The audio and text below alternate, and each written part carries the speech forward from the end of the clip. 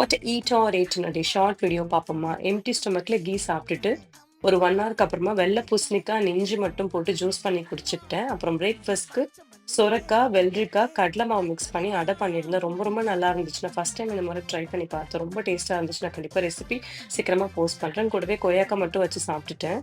அப்புறம் லஞ்சுக்கு green peas pulao, cabbage, green beans and கீரை தண்டுல பருப்பெல்லாம் மிக்ஸ் பண்ணி சாம்பார் மாரி பண்ணிட்டேன். ரொம்ப ரொம்ப நல்லா இருந்துச்சு. அப்புறம் கோவக்காய் பொரியல். இதுல நான் மாம்பழமும் வச்சு சாப்பிட்டேன். இதுலயும் புரோட்டீன் மிஸ் ஆகுது. பட் நீங்க இந்த மாரி சாப்பிடுறீங்கன்னா, சிக்கன், பன்னீர், டோஃபு இந்த மாரி மிக்ஸ் பண்ணி சாப்பிடுங்க. செம்ம பேலன்ஸ்டா இருக்கும்.